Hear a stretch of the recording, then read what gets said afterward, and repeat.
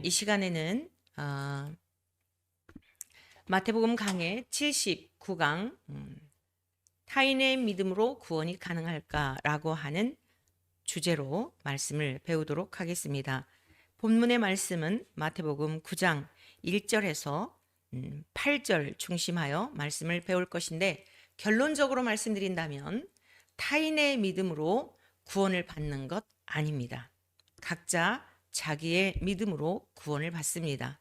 그런데 오늘 본문 말씀을 보면 조금 우리의 신앙생활에 혼돈을 가져올 수 있는 부분이어서 우리 주님이 행하신 이러한 그 이적들을 통하여 우리가 배우고 깨닫고 바르게 잘 믿어야 할 그 삶의 길이 어떠한 것인지, 믿음의 그 길이 어떠한 것인지를 배우도록 하겠습니다. 우리 주님께서 배에 오르사 건너편, 이제 다른 지역으로 말씀을 전하시는 우리 주님은요, 한 곳에만 정착해 계시지 않았어요. 아무리 군중들이 원해도요, 주님께서 다른 지역에 복음이 필요하다 하면 단호하게 더 머물러 주세요라고 할지라도 주님은 거절하고 다른 지역으로 옮기셨던 것을 보게 됩니다.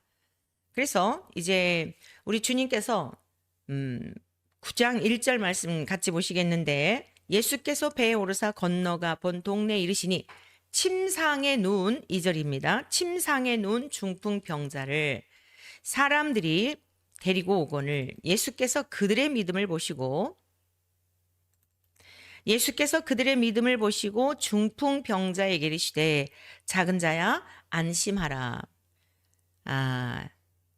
내 죄 사함을 받았느니라 라고 명하셨어요. 그러니까 오늘의 본문 말씀을 보면은 중풍병자의 믿음으로 말미암아 왔다라고 하기보다는 주변에 있는 병행구절인 마가복음에 보면은요, 4명의 이제 사람들이 데리고 왔는데, 이 본문 말씀을 보면 전적인 본인의 의지와 상관없는, 본인의 믿음과는 상관없는 타자에 의하여 주님께 온 것처럼 이렇게 비춰질 수 있습니다. 그런데 여러분, 중풍병은요, 사람에 따라서 환자에 따라서 다르겠지만, 제가 경험한 바로는 저희가 1986년 12월 마지막 주에 창립 예배를 드렸어요. 이 상계동에서 개척 창립 예배를 드렸는데, 이제 맨투맨으로 가가호 다니면서 복음을 전하게 되었죠. 그런데 원주민들을 상대로 해서 전도를 하다 보니까 오늘날과 같은 이런 아파트 형태가 아니었기 때문에 집에 들어가는 것이 수월했어요. 그리고 집들이 다 노후가 되어서 대부분 대문을 열어놓지 않고 닫지 않고 열어놓았기 때문에 들어가는 것이 어렵지가 않았습니다. 그런데 이제 어느 집에 들어갔는데 중풍 환자가 누워 계신 거예요. 그 여름날이었거든요. 그러니까 더우니까 이제 방문도 다 열어놓으시고 대문은 말할 것도 없고. 그래서 저희는 이제 이 마루 있죠. 방하고 연결되는 마루에 걸터 앉아가지고 그 어르신에게 복음을 전하기 시작했어요. 그랬더니 이 어르신이 듣기 싫다고 하면서 가라고 그러는 거예요. 그래서 제가 저희가 가는데 어르신 한번 생각해 보시라고, 지금의 이 고통, 내가 마음껏 움직이고 싶어도 움직일 수 없는 이런 상황, 얼마나 힘드시냐, 누워 계신 이 삶이. 그런데 지옥이라고 하는 것은 예수님을 믿지 않으면 누구라도 예외 없이 지옥에 가게 되는데, 그 지옥이라고 하는 것은 이 땅에서의 고통과 비교가 안 된다. 하나님께서 왜 저희들을 보내셨다고 생각 한번 해보시면 안 되겠냐. 비록 몸은 이렇게 병환 중에 계시지만 예수님을 믿게 되면 정말 고통도 없고 질병도 없고 우리를 창조하신 우리들의 아버지 하나님의 나라에서 영원한 자유를 누리며 복된 삶을, 우리가 그토록 갈망하는 그러한 복된 삶을 누리게 된다라고 전했어요. 그랬더니 이 어르신이요, 소리를 버럭 지르면서 우리가 안 가면 본인이 나가시겠다는 거예요. 그러면서 그 비척대면서 자리에서 일어나시는데요. 정말 피골이 상접하다 그러죠. 뼈만 이렇게 남아있는 그런 형체였어요. 막 눈도 뭐 얼굴도 뭐 얼마나 아주 말라 있으니까 한 30 몇 킬로나 됐을까요? 거의 정말 송장이나 다를 바 없는 시체나 다를 바 없는 모습인데도 그렇게 거부하는 거예요. 그러면서 자리에서 막 후들거리며 일어나려 하시기 때문에 알겠습니다. 저희가 가겠습니다. 정말 안타깝습니다. 저희가 간 다음에라도 우리가 들려주었던 예수님을 우리와 똑같은 우리 모든 인생들의 모습과 같은 모습으로 오셨지만 예수님은 하나님의 아들이셔서 우리의 죄를 위해 십자가에 죽으신 예수님을 믿으면 죄 용서받고 천국에 갈 수 있으니 그 말씀을 깊이 생각하시고 저희가 간 다음에라도 그 말씀을 생각해 보시고 마음으로 꼭 믿으실 수 있기를 바랍니다. 라고 하고 돌아왔는데요. 80년대 일이거든요. 너무너무 잊히지 않는 모습이에요. 그러니까 오늘 이 중풍병자가 주변에 친구들에 의해서 또는 주변에 있는 지인들에 의해서 이렇게 실려왔다 할지라도 과연 중풍병자의 믿음이 전혀 없었을까? 요청할 수도 있었을 것이고요. 누워있지만 나 좀 소문을 듣자 하니 뭐 이러한 분이 있다 하니까 나 좀 데려다 달라라고 요청했을 수도 있고 이건 어디까지나 우리가 추정이에요. 아니면 주변에 있는 분들이 너무 안타까우니까 자기 의지와는 상관없이 이제 이렇게 들것에 실려 데리고 갔을 수도 있고 그렇습니다. 자, 좀 더 우리가 각자의 믿음으로 말미암아 구원 얻는 부분 결론적으로 말씀드린다면 타인의 믿음으로 구원받는 것 아니라는 거죠. 나의 믿음으로 구원받습니다. 그것에 대한 결론 부분에 대하여 좀 더 명확하게 말씀을 드리도록 하겠고요. 오늘의 본문 말씀을 통하여 첫 번째 저와 여러분들이 배워야 될 내용은 뭐냐? 죄 사함의 권세를 가지신 예수 그리스도에 대하여 배워야 합니다. 자, 오늘 본문의 말씀을 보면 뭐라 그러셨어요? 작은 자야 안심하라. 내 죄 사함을 받았느니라 라고 말씀하신 거예요. 그래서 이 병행 구절인 마가복음 2장 3절 4절 좀 같이 한번 보시겠는데 사람들이 한 중풍병자를 네 사람에게 메워가지고 예수께로 올세 무리들 때문에 너무나 많은 사람들이 예수님이 계신 곳에 모여 있었던 거예요. 그 운집해 있다가 보니까 정상적인 그 문으로 정문으로 해서 주님 앞에까지 데려갈 수가 없었던 거죠. 그 계신 곳에 지붕을 뜯었어요. 그래서 예수님이 계신 곳에 그 자리에 내려오도록 지붕을 뜯어 구멍을 내고 중풍병자가 누운 상을 달아내리니. 자, 여러분 이런 말씀을 보면 우리나라의 가옥 구조와 유대인들의 가옥 구조를 잘 이해하지 못하면 우리나라의 가옥 구조만 이해하고 있는 우리들에게 있어 이해가 안 되는 부분이죠. 대부분 우리나라는 이제 그 지금의 같은 이게 아파트 형태가 아니라 하더라도 구약 이전에 그 볏집으로다가 지붕을 다든가 조금 생활이 여유로운 분들은 기와집을 하고 또 스레트 뭐 이런 것들로 해서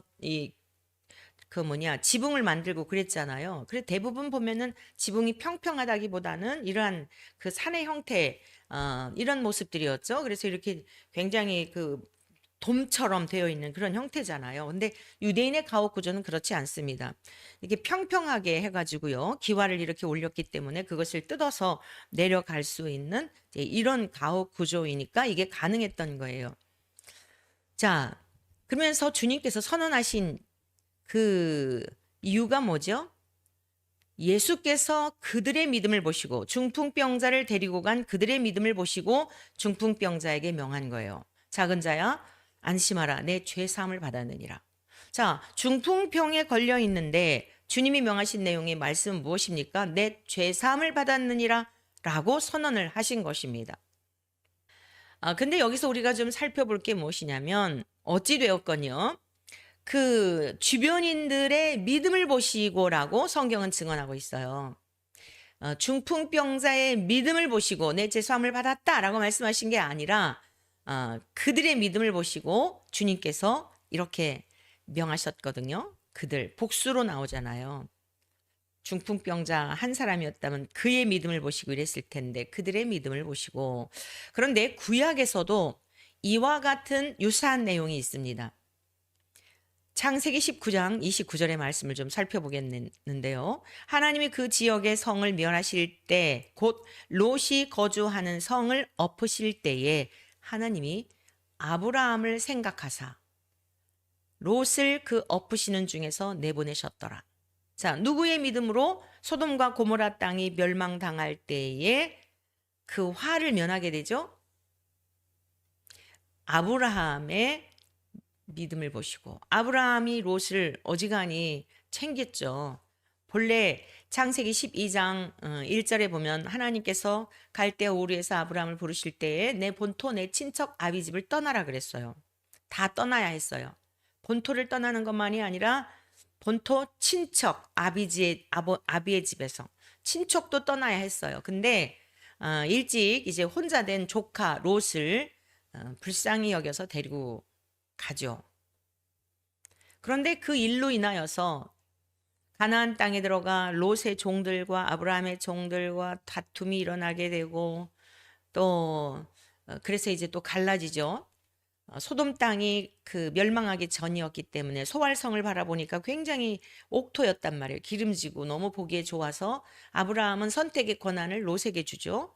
네가 우하면 나는 좌하고 네가 좌하면 나는 우하겠다. 네가 선택해라라고 하여서 이제 그 소돔과 고모라가 멸망하기 전 소활성이 굉장히 기름지니까 롯은 육신의 선택을 하죠. 그래서 이제 그곳으로 갔는데 또 얼마 있다 종들하고 헤어지면은 끝날 줄 알았는데 얼마 있다 또 소돔 땅에 전쟁이 일어나가지고 롯과 가족이 다 잡혀가잖아요. 소돔 왕은 말할 것도 없고 끊임없이 문제가 연속이 되는 거예요.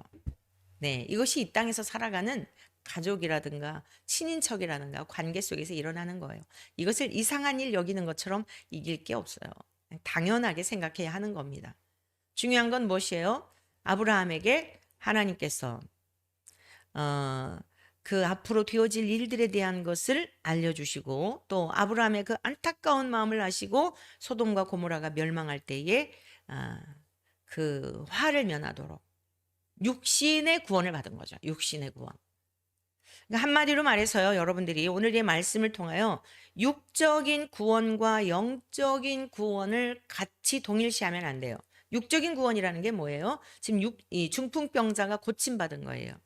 그리고 주님이 뭐라 그러셨어요? 내 죄사함을 받았느니라. 질병과 죄에 대한 것을 연관지어 말씀하고 계세요. 어떤 부분에서는 질병이 반드시 죄와 연관된 것은 아니에요. 눈먼 소경, 나면서부터 눈먼 소경된 자를 향하여서는 무엇이라고 그랬죠? 하나님의 영광을 위한 것이라고 그랬어요. 아비의 죄나 본인의 죄도 아니다. 하나님의 영광을 위한 것이라고 그랬어요.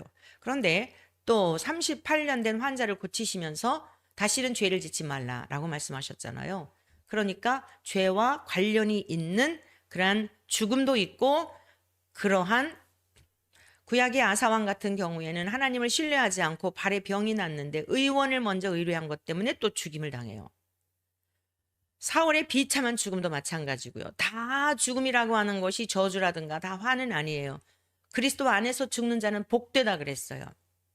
분명히 죽음이라고 하는 것은 영원한 아버지 집에 가는 어떤 정거장이에요. 그래서 누구나 통과해요. 그러나 하나님으로부터 징계로 오는 죽음도 있고 생명의 수가 다 차서 주님이 부르시는 죽음도 있어요. 우리 모두는 정말 하나님의 뜻을 잘 이루다가 자자손손 대대로 순차적으로 주님 앞에 부름을 받는 복이 있기를 축복합니다. 아버지, 어머니, 형제들 나이대로 순차적으로 뭐 자식이 먼저 간다든가 동생이 먼저 간다든가 이건 참 가슴 아픈 일 아니겠어요? 생명의 수가 다 차서 소환되어 가면 아멘 할렐루야 하고 가는 거죠. 질병도 마찬가지예요. 질병도. 나사로가 죽었지만 하나님의 영광을 위한 것이라고 했어요. 죽었다가 다시 살려주시지요. 그건 육적 구원이에요. 육적 구원.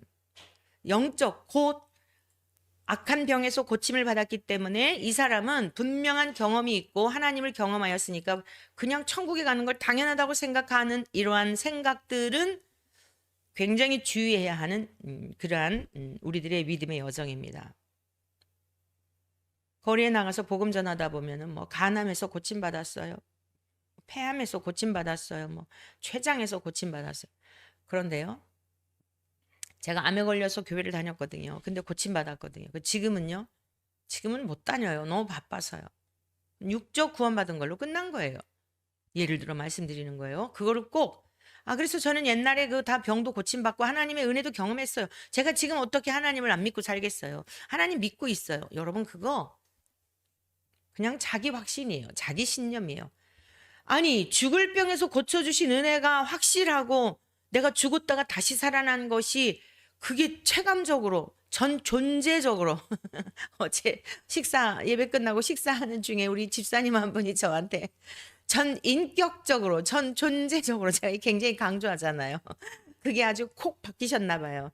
네, 그러면서 정말 전 존재적으로 믿어야 되는데, 전 인격적으로 믿어야 되는데, 그러지 못할 때가 있어요. 그러지 못해요. 그러시더라고요. 그런 거룩한 고민 자체가 주의 영이 함께 하시는 증거입니다. 주의 영이 거하지 않는 사람들은 그런 고민 안 해요. 내가 이렇게 믿어갖고 천국 갈까? 고민해야죠, 당연히. 죽을 병에서 고쳐주셨는데 내가 이렇게 살아도 돼? 아니, 내가 이미 죽었던 사람인데 다시 살아났는데 내가 이렇게 살아서는 안 되지. 자, 여러분, 우리가 가장 정말 쉽게, 제일 쉬운 게 뭐예요? 예배 드리는 거예요. 제일 하나님께서 우리에게 무리한 것 요구하시지도 않고, 과한 것 요구하시지도 않아요. 그래, 엿새 동안은 너희들 위해 살아라. 그래, 일회째 되는 날만큼은 정말 내가 너의 아버지라면 좀 만나자. 네 얼굴 좀 보자. 네 소리 좀 듣자. 아가서 2장 10절의 이하의 말씀이 그거 아니에요? 나의 사랑 나의 어여쁜 자야 일어나서 함께 가자. 오늘 비가 오는데요. 우리네 인생에 이렇게 비가 올 때가 있어요. 화창한 날만 있는 거 아니에요. 뭐 지금 나라가 막 뭐 총선 끝나고 나서 그냥 카톡마다 아주 그냥 뭐 부정투표에 대한 거 뭐에 대한 거 연일 올라오는데 정말 저도 마음이 힘들었어요. 지난주 힘들었던 건 사실이에요. 근데 말씀이 능력이더라고요. 기도의 응답이에요. 지금 이 상황은 철저히 다 보게 하시잖아요. 국민들의 수준도 보게 하시고 여러분 국회의원 된 사람들의 수준도 보게 하시고 그런데도 열광하는 백성들의 이 형편을 보게 하시고 이후에 다 증거가 될 겁니다. 지금은요 뭐 이것저것 없어요. 망하느냐 흥하느냐밖에 없어요. 앞으로 2030년까지가 굉장히 중요한 때입니다. 지금 이 사건을 계기로 해서 국민들이 정신 차리지 않으면은 앞으로 지방선거 있죠. 그 다음에 대통령 선거 있죠. 그 다음에 총선이 있어요. 2030년 안에 거의 다 아마 있을 거예요. 진짜 이제는 망하는 길이냐 흥하는 길이냐. 이번에 이런 일이 있었는데도 정신 못 차리잖아요. 국민들이 그렇게 개념 없이 포퓰리즘 뭐 돈 준다니까 거기에 빠지고 심지어 목사들도 진짜 복음이 분명하면은요 민주당이라고 하는 인본을 주의로 사람을 중심한 당을 절대 지지할 수 없다니까요. 대부분 보면은 말로는 뭐 하나님을 믿고 하나님을 위해서 뭐 어쩌고 동성애도 반대하고 한다고 하는데 그거를 다 법제화하려고 하는 그 당을 찍어서 결국에 나무는 열매를 보아 알잖아요. 있을 수 없어요. 예수 그리스도의 생명이 명확한 사람들은 말씀대로 믿게 돼 있는 거예요. 사람을 쫓아다니면 안 돼요. 이제는 여당 쫓아다닐 것도 없고 야당 쫓아다닐 것도 없고 이 사람들이 정말 성경적인가라고 하는 것을 보고 교회는 안 다녀도 기본적인 양심이라도 있는가. 그래도 좀 진실하게 살려고 하는가. 마귀는 거짓의 합이잖아요. 거짓말 잘하는 사람 다 미혹되어서 거기에 그 사람을 지지하고 쫓아다니는 거는 다 같은 사람인 거죠. 영적으로 죽어 있기 때문에 쫓아다닐 수밖에 없는 거예요. 여러분 이제 2030년 안에 끝나게 돼 있어요. 진짜 우리나라가 정신을 이번 기회를 통해서 바짝 정신을 차리고 태극기 집회도 정신 차리셔야 돼요. 여러분들이 나라를 위하고 민족을 위하는 열심은 알아요. 근데 그걸로 끝내야 돼요. 그 안에 여러분의 탐심을 가지고 무슨 한 달에 100만 원씩 준다는 거에 미혹을 받아서 하는 것은 민주당보다도 더 여러분들은 나쁜 사람들이에요. 공산화가 되는 게 공산당이 뭐예요? 일 안 했는데도 돈 준다는 거잖아요. 여러분들 죽을 때까지 1,000만 명을 모집해 오면 그래서 무슨 뭐 정강훈 집단에 카드 쓰고 뭐 핸드폰 바꾸고 자유일보 그거 자기 딸이 정강훈 그분 딸이 그 사람 딸이 운영하는 자유일보 그거 한 달에 2만 원씩 구독하고 1,000만 명이 그거 구독해 보세요. 누구 배 채우려는 거예요? 1,000만 명이 100만 원씩 준다는 건 공산당에서 하는 것보다 더한 거예요. 어떻게 그렇게 분별을 못하죠? 여러분들 정신 못 차리면 아무리 광장에 가서 부르짖고 뭐 어쩌고 해도 여러분들이 나라 망하는데 공산화가 되고 완전히 베네수엘라니 무슨 저 지금 필리핀이니 쿠바니 여러분들이 다 일조한 걸 명심하세요. 정말 사심이 없이 여러분들이 그 정광훈 집단에 열광할 수 없어요. 그리스도의 마음을 가졌다고 한다면. 그래서 이 땅에서 잘 먹고 잘 사는 거. 아니, 무신론자들이 훨씬 잘 산다니까요. 여러 번 제가 얘기했잖아요.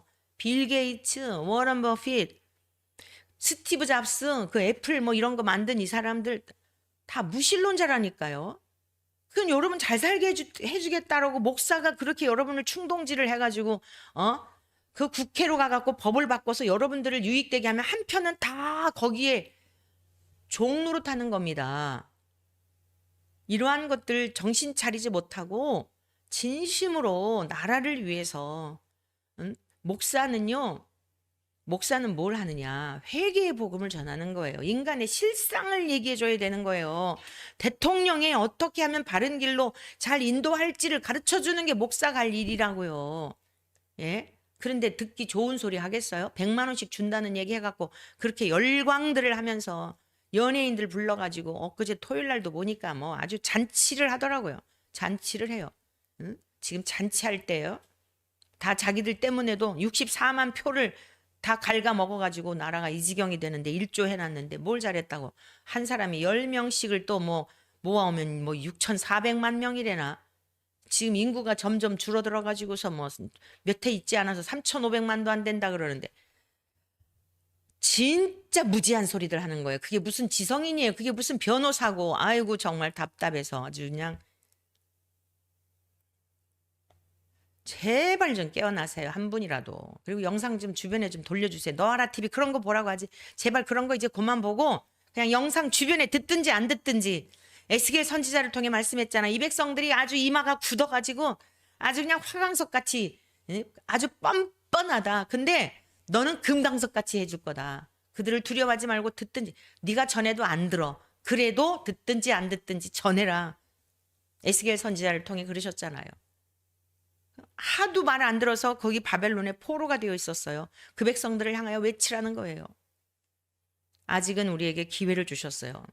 오늘 아침에도 묵상을 하면서 광화문 광장 기도회 10개월 동안 하나님이 나라를 위해 아주 절박한 마음을 가지고 기도하게 하셨는데 기도의 응답이 무엇인가? 제가 이제 몇 가지로 정리를 하겠는데 이게 기도의 응답이에요. 철저하게 우리 내 인생들의 탐욕과 탐심을 다 드러나게 하신 거예요. 저 정치가들은 정치가 이번에 국회의원 나온 사람들이며 백성들은 백성들대로 얼마나 정말 생각들이 비루한 생각들을 가지고 있는지 그저 잘 먹고 잘 살게 해준다는 거에 미혹이 돼요. 주의 종 마찬가지 아니겠어요? 거기에 열광하는 장로 집사들 다 마찬가지. 그게 기도의 응답이에요. 이렇게 철저히 드러내게 하실 수가 없어요. 그래서 이제 앞으로 저와 여러분들 오늘의 말씀이 굉장히 중요한 것은 경험했다고 해서 뭐 돈 잘 벌었다고 해서 사업이 잘 됐다고 해가지고 그것이 곧 구원과 연관되는 이러한 생각을 하면 안 된다. 그래서 이렇게 아브라함을 통하여 소돔과 고모라 땅이 멸망할 때에 롯을 권고하사 그 엎으시는 중에서 구원해 주셨어요. 육적인 구원이라 이 말씀이에요. 근데 우리도 아브라함과 같은 이 사역을 해야 돼요. 왜냐? 롯이 그 사건을 통하여서 와 하나님 정말 무서운 분이다. 두려운 분이다. 그때부터 하나님과 1대1의 관계를 맺을 수 있는 기회가 제공되기 때문이에요. 우리가 할 일은 뭐예요? 주님께 데려다 주는 거. 4명의 중풍병자처럼 데려다 주는 거. 그러한 일까지는 우리가 할 일이다. 사랑의 수고를 해야 돼요.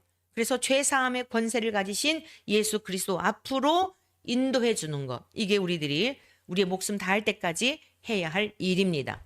예수 그리스도는 죄사함의 권세를 가지신 분이십니다. 두 번째, 오늘 본문 말씀을 통하여 저와 여러분들이 배워야 될 게 뭐냐면 성부와 성자와 동일한 본질을 가지신 예수 그리스도. 제가 여러분에게 누차 말씀드리고 있는 것은 강조용법이에요. 그걸 귀담아 들으시고 성경을 볼 때 그게 눈이 열려지기를 바라요. 구약에서부터 계시록에 이르기까지 성부와 성자와 삼위일체의 사역이에요. 그래서 우리 예수님의 사역을 통해서는 성부 하나님이 어떤 분인지에 대한 것을 너무 명확하게 보여주셨어요. 그래서 나를 본 자는 아버지를 보았다라고 말씀하신 거예요.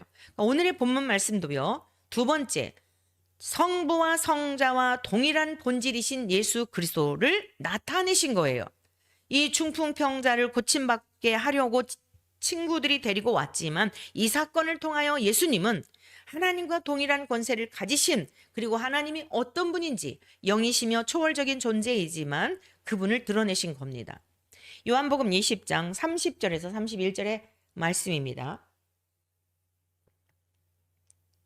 예수께서 제자들 앞에서 이 책에 기록되지 아니한 다른 표적도 많이 행하셨으니 오직 이것을 기록함은 너희로 예수께서 하나님의 아들 그리스도이심을 믿게 하려 함이요 또 너희로 믿고 그 이름을 힘입어 생명을 얻게 하려 함이니라. 자, 기독교의 본질, 우리가 교회를 다니는 이유 무엇인가 하면 영생과 부활을 얻기 위함이에요. 이 세상에서 100만 원씩 타가지고 노년을 아주 여행 다니며 노년에 살게 하실지도 몰라요. 나라가 뒤집어지면 끝장이에요. 전쟁이 나서 하나님이 너희들 정신 못 차리니 어쩔 수 없다라고 하면 끝나는 거예요. 겁박하려고 하는 게 아닙니다. 이스라엘의 역사가 그랬다고요. 그런 게 목적이 아니에요. 제발 좀 정신들 좀 차리십시오. 그리고 주변에도 좀, 여러분들 주변에 다 빠져 있는 분들이 몇 번씩 있어요. 안 들어도 보내줘 보세요. 언제 성령님이 역사하실지. 들을 내용도 없는 너 몰란지 너 알란지 그런 거 보면은 막 그냥 주여 쓰레기들을 자꾸 주워 담아요. 사도 요한이 예수님의 목격자예요. 그러면서 요한복음을 기록하면서 마무리를 지으며 성경을 기록한 목적을 분명히 말씀하고 있어요. 제자들 앞에서 행하신 그러나 기록되지 않은 많은 표적이 있는데 간략하게 요한복음 21장까지 기록되어 있잖아요. 이 책을 기록하는 목적이 뭐냐? 너희로 예수께서 하나님의 아들 그리스도이심을 믿게 하려 함이요. 그러니까 예수님이 메시아, 구약에서는 메시아, 히브리어는 메시아. 자, 신약에서는 그리스도, 이게 그리스도가 뭐예요? 기름 부음을 받은 자라는 뜻이에요. 메시아나 그리스도나 같은 동의어인데 기름 부음을 받은 자라는 뜻이에요. 구약에서 왕을 세우고 또 선지자를 세우고 제사장을 세울 때 기름을 부어 성별의식을 하죠. 구별되었다는 뜻이죠. 예수 그리스도는 모든 피조물 가운데 유일하신 구원자로서 하나님께서 친히 보내신 위로부터 나신 자입니다. 그래서 우리의 죄를 사하는 권세가 있고요.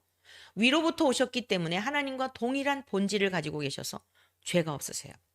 죄인인 우리를 구원할 수 있는 능력이 있는 이유가 오직 유일하게 예수 그리스도밖에 없는 이유가 바로 하나님으로부터 유일한 한 분 독자를 보내셨기 때문입니다.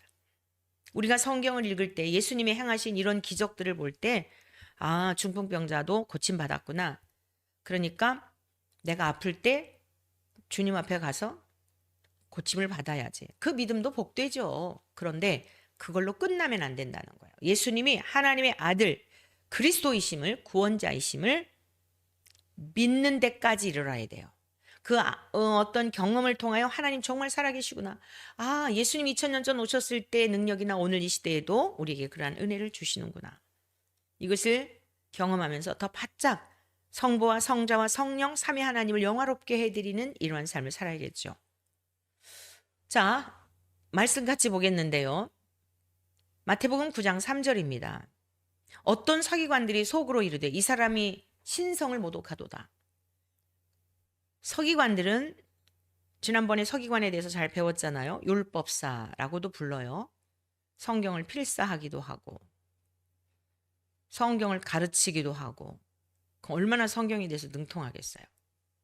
그런데 그들이야말로 예수님이 하신 일들을 보면서라도 구약에 약속하신 메시아가 오신 것을 가장 먼저 알아보았어야 했지요. 그런데 전혀 눈이 가리우고 귀가 가리우고 자기가 생각하는 바대로 예수님에 대하여 평가를 하니까 그게 자기의예요. 예수님을 볼 수 없었어요. 메시아를 만날 수 없었어요. 앞에 계시나 만날 수 없었어요. 이스라엘 백성들이 하나님을 심히 괴롭게 했던 게 바로 이것이에요. 눈이 있어도 보지 못하고 귀가 있어도 듣지 못하고 입이 있어도 말하지 못하는 벙어리 된 개와 같은 그런 지도자들을 향하여, 그런 선지자들을 향하여 탄식하셨죠. 지금 하나님의 앞에 계신데 하나님의 그 보이지 않는 형상이란 말이에요. 하나님의 능력을 보면서도 이 사람이 신성을 모독하도다. 예수님이 성자와 성부가 동일한 능력과 본질이신 걸 못 보는 거예요. 이건 참 불행이에요. 저와 여러분들은 이 세상에서 구할 거 아무것도 없어요. 뭘 구해야 돼요? 저와 여러분들은 믿음으로 말미암아 구원 얻는다는 이 사실을 꼭 붙들고 믿음에서 떠나지 않도록 그걸 구해야 돼요. 오늘의 자리에서 내가 믿음이 있지만 어떤 힘들고 어려운 사건이 있을 때 여지없이 마음이 무너져 내리고 믿음에서 떠날 수 있는 가능성이 있어요. 왜냐? 마귀가 자꾸 시험하는 거예요. 그런데 염려하지 말 것은 성령으로 인침받은 사람은 하나님의 소유가 되었기에 내가 연약해도 다시 불러 일으켜 세우세요. 그래서 안전해요. 그리고 하나님이 우리를 택하심은 후회하심이 없어요. 그래서 불변해요. 주님 나라 갈 때까지 유효한 거예요. 유효기간이 영원한 거예요.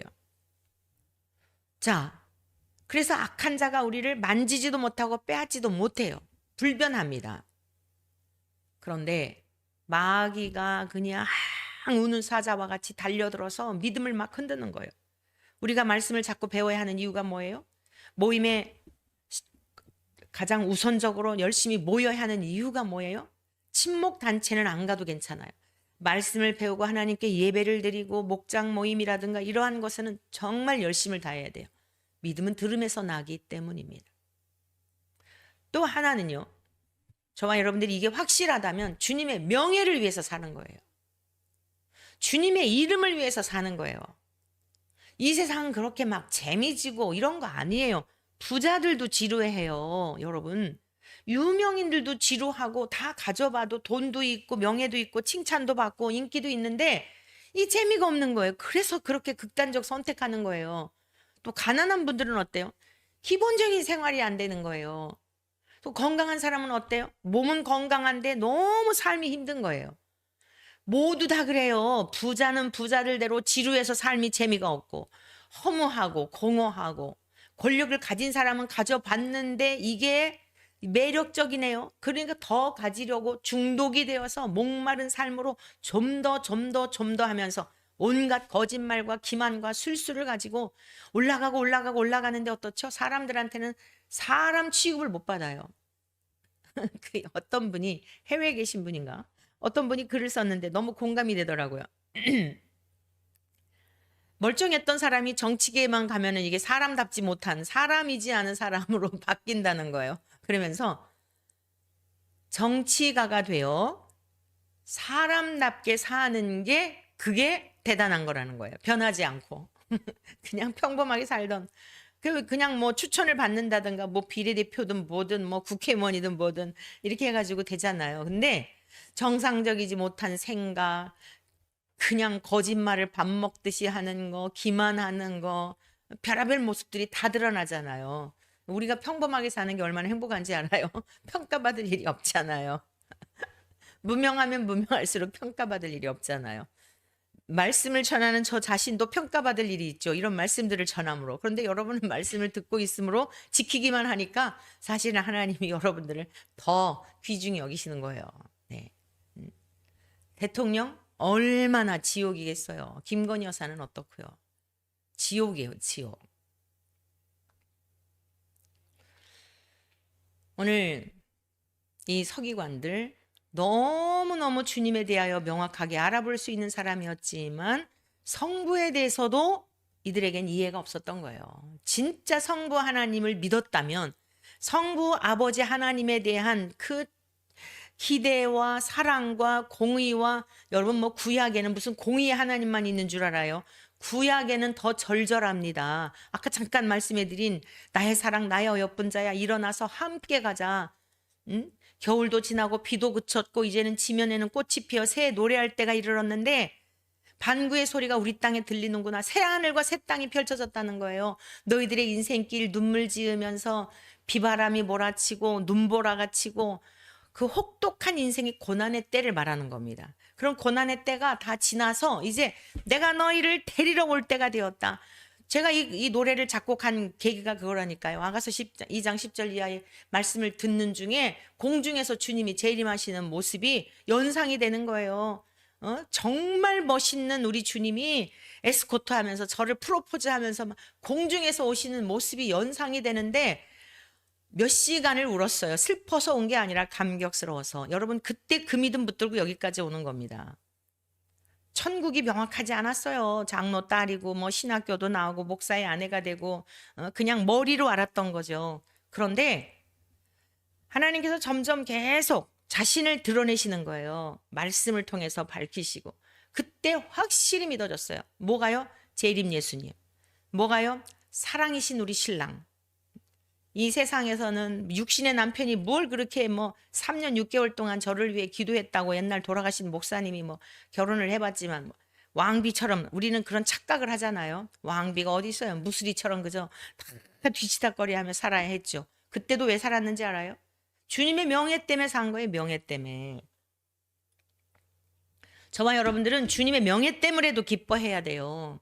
주님의 명예를 위해 사는 거예요. 그게 아니면 뭐 살 일이 뭐가 있어요. 내가 이렇게 하면 주님의 이름이 욕을 먹겠지. 내가 이렇게 하면 우리 주님이 슬퍼하시겠지. 내가 이런 삶을 살면 사람들이 너 교회 다니는 뭐 네 목사 네 무슨 뭐 어쩌고 저쩌고 얼마나 좋아라고 박수 칠까. 명예 때문에 이 길역까지 주님 붙들고 온 거예요. 명예 때문에. 믿음을 꼭 붙드시고요. 두 번째는 주님의 명예를 위해서 사십시오. 힘들어도 감사할 이유가 뭐예요? 성경대로 사는 거예요. 그게 항상 기뻐해라, 쉬지 말고 기도해라, 범사에 감사하라. 명예를 위해서 사시기를 바랍니다. 그래서 인생은 살아내는 거예요. 부자들은 부자들대로 공허하고 허무해서 재미없어서 그러지만 가난한 자는 가난한 자로 그러지만 다 인생은 마찬가지란 말이에요. 그거든 우리가 다른 게 뭐예요? 주님의 명예를 위해서, 주님의 이름을 위해서, 주님의 영광을 위해서. 서기관들은 정말 비참하게도 못 알아봤어요. 그걸 몰랐어요. 그래가지고 자기들이 아는 지식으로 오히려 예수님을 난도질한 거예요. 이 사람이 신성을 모독하는도다. 누가 모독한 거예요? 자기들이 모독한 거죠. 그래서 여러분이 복음서를 배울 때에 성부와 성자와 동일한 본질이신 예수 그리스도를 발견해야 된다. 오늘 본문 말씀을 통하여 그것을 드러내주고 있는 것입니다. 세 번째, 오직 예수 그리스도를 믿음으로 구원을 받는다는 것을 여러분 끊임없이 우리가 단련해야 돼요. 오직 예수 그리스도를 믿음으로 구원받는다. 바울과 실라가 2차 전도 여행을 하는 중에 로마의 식민지였던 빌립보에 이르게 됩니다. 그곳에서 복음을 전하는 중에 점치는 귀신 들린 여자를 만나요. 얼마나 신통방통한지 점을 잘 쳐요. 그런데요, 이 여자가요, 이 점치는 귀신이 들린 거예요. 기가 막히게 이 바울이 실라가 누군지를 알아맞추는 거예요. 자, 사도행전 16장 18절을 보겠습니다. 이같이 여러 날을 하는지라 바울이 심히 괴로워하여 돌이켜 그 귀신에게 이르되, 이게 하나님의 거룩한 사람이라는 것을 알아보고 다른 사람들은 몰라보는데 귀신 들린 자가 그러는 거예요. 바울이 너무 괴로웠어요. 그래가지고 예수 그리스도의 이름으로 내가 명하노니 그에게서 나오라 이랬단 말이에요. 그랬더니 그 여자에게서 귀신이 나간 거예요. 멀쩡해진 거예요. 치유가 된 거예요. 이 일로 인해 가지고 귀신 들린 자의 주인들한테 고발을 당해요. 왜냐? 이거 점쳐가지고 돈벌이를 하는데 귀신이 떠나가 버린 거예요. 악신이 떠나가서 멀쩡해지니까 이게 점괘가 안 나오는 거예요. 에? 여러분, 이게 그리스도의 능력인 줄로 믿습니다. 할렐루야. 우리는 그런 사람들이에요. 귀신이 가까이 올 수 없어요. 우리는 귀신 들린 자들을 쫓아낼 수 있는 능력이 바울에게만 있는 게 아니라 우리들에게도 있다 말씀입니다. 그래서 이제 바울과 실라가 유대인으로 빌립보 성을 요란하게 한다고 주인들에게 고발을 당해요. 사도행전 16장 21절에서 25절. 로마 사람인 우리가 받지도 못하고 행하지도 못한 풍속을 전한다 하거늘. 주인들이 하는 얘기입니다. 로마 사람인 우리들에게 들어보지도 못하고 받지도 못한 그런 풍속, 예수 그리스도의 복음을 전한다 이거예요. 그랬더니 무리가 일제히 일어나 고발하니, 이 얼마나 개념 없어요? 여러분, 이게 무리들이에요. 아니, 귀신 들렸던 자가 고침받았으면 축하해 줄 일이죠. 항상 이렇게 진리를, 여러분, 진짜를 거짓들이 공격합니다. 한두 사람이요, 무리가 일제히 일어나가지고 고발하니 상관들이 옷을 찢어 벗기고 매로 치라하여 애꿎은 바울과 실라, 아니 한 영혼을 온전히 치료해 줬는데 뭔 잘못을 했다고 옷도 찢어 벗기고 매로 치라하고 많이 친 후에 옥에 가두고 간수에게 명하여 든든히 지키라. 그 복음 전하다 이렇게 감옥에 간 거예요. 무슨 사기쳐서 감옥에 간 거 아니에요. 그가 이러한 명령을 받아 그들을 깊은 옥에 가두고 그 발을 착고에 든든히 채웠더니 한밤중에 바울과 실라가 기도하고, 피곤하고 그동안 고단했는데 감옥에 갇히니까 너무 자유롭겠죠. 마음껏 기도만 해도 되고 마음껏 찬송만 해도 되고. 할렐루야. 하나님의 사람들은 감당할 수가 없는 거예요. 그래서 이제 또 그 감옥에서 기도하고 찬송을 했더니 죄수들이 듣더라. 그런데 갑자기 지각 변동이 일어난 거예요. 26절 27절. 이에 갑자기 큰 지진이 나서 옥터가 움직이고 문이 곧 다 열리며 모든 사람의 매인 것이 다 벗어진지라. 옥터가 움직였죠. 문이 열렸죠. 바울과 실라가 이렇게 착고에 채웠던 것만 한 게 아니에요. 모든 사람의 매인 것이 다 벗어진지라. 죄수들까지 다 벗겨진 거예요. 할렐루야. 저와 여러분들에게 이러한 권능으로 충만하시기를 축원합니다. 우리 대한민국의 실상이 어떠한지, 영적 실상이 어떠한지, 사악한 집단들이 어떠한지를 하나님이 철저히 다 들여보내셨는데, 앞으로 하나님이 더 성령의 충만함과 권능을 허락해 주셔서 매여 있는 자들의 사슬을 풀게 되는 이런 능력을 하나님께서 우리에게 허락하여 주실 줄 믿습니다. 아니, 이미 주신 줄 믿습니다.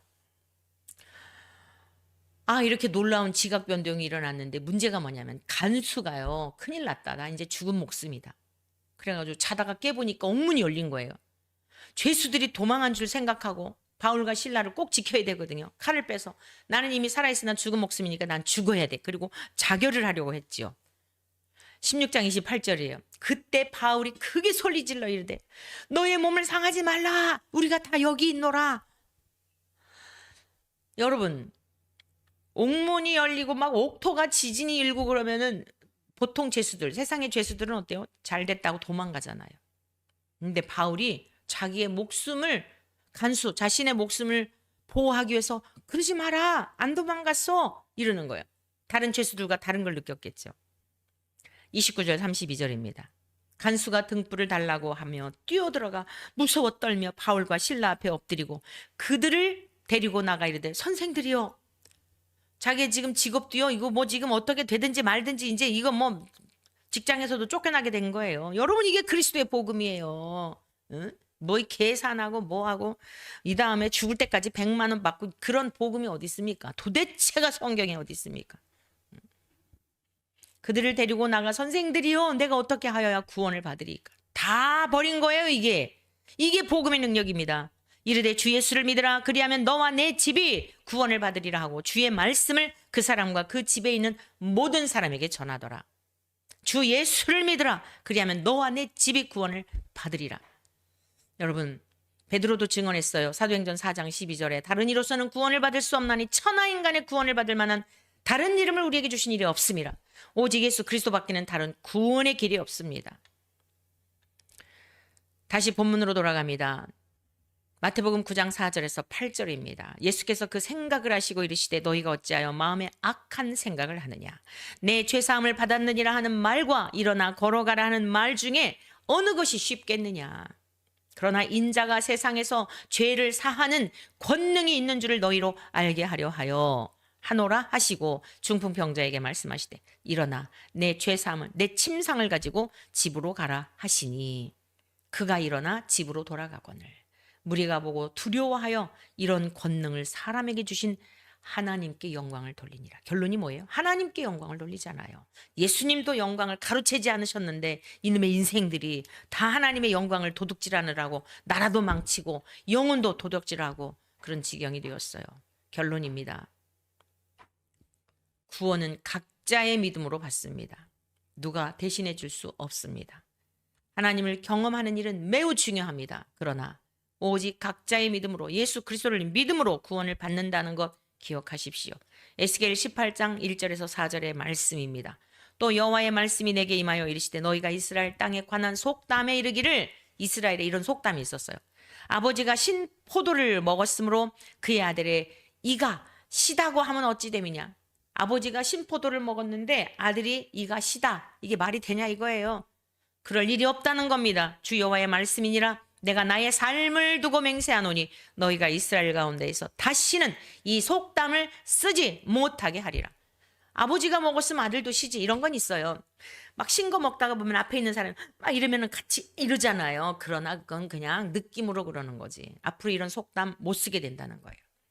모든 영혼이 다 내게 속한지라. 아버지의 영혼이 내게 속함 같이 그의 아들의 영혼도 내게 속하였나니 범죄하는 그 영혼은 죽으리라.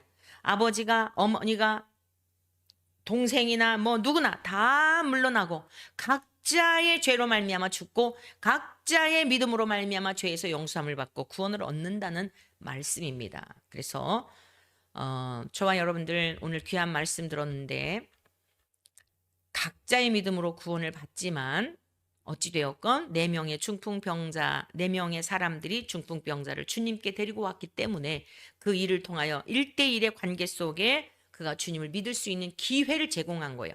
여기까지는 우리들이 해야 합니다. 영혼을 구원하기 위한 이 수고, 사랑의 수고는 생명 다할 때까지 멈추면 안 돼요.